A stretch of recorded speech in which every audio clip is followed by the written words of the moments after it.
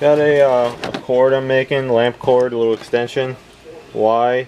Because I need one, and I don't want to buy a 1-foot extension cord from China. So you get the little Leviton connector. They come in black, but they didn't have any in Home Depot, so it's white now. These are kind of interesting when you have a wire like this, but then that doesn't have the extra ground. You see, you have one end that's large, and you have one end that's skinny. Same with your end over here. One end's large, one end's skinny. So what you have to do is match it up. Obviously, there's no twist in the wire. Spread it out flat. Put your large end on the large side, skinny end, and then the polarity is correct. You don't want it swapped. And then I got an extension cord for a little wall wart. It'll work. I made one for my printer. It's been there for about 2 years. Hasn't blown up yet. I made an extension cord out of an other cord. Not too hard to do, and it works perfect. Alright, clip this thing, flatten it out. What side is her fat end? Her fat end. Oh, sorry, I need a damn tripod or something, as always. Hold on, flatten this out. It can twist on you 180, so be careful of that. This is the fat end right here, and you could check it with a meter when you're done, an ohm meter. But yeah, that is the fat end, so we gotta split this and then open up this. Oh, I forgot my screwdriver. Yeah, I wish I should open this up in a store, but this one does not have the I hate these kinds. It doesn't have the squash plate. I call it the little squash plate that you put down on the wires. You gotta wrap the wires in a loop. It's meh if best. What? That's the deal. I should have took the label off and looked.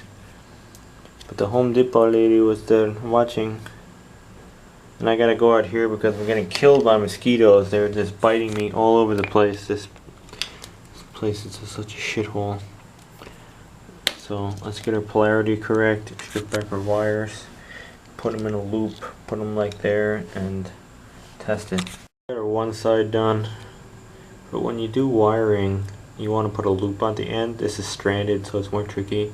You want to do it in a direction, so when you tighten the screw, it's kind of creating more of a loop. Like over here, I turn the screw clockwise, so I'm threading it, so it's kind of feeding it in clockwise and tightening it rather than loosening it. I'm going to do the same on this side. So thread it in from the bottom and then around like this.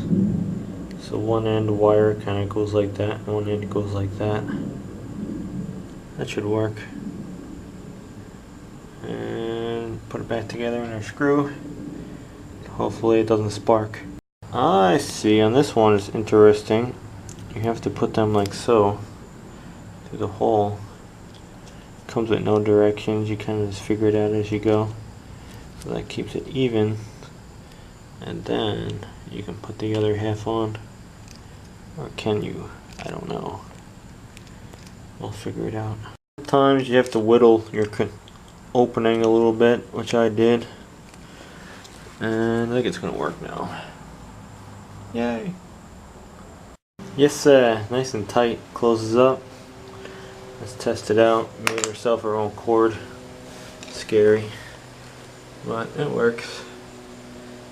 It is approved. And now we have an extension from the wall, from a little wall wart that consumes all of 5 volts.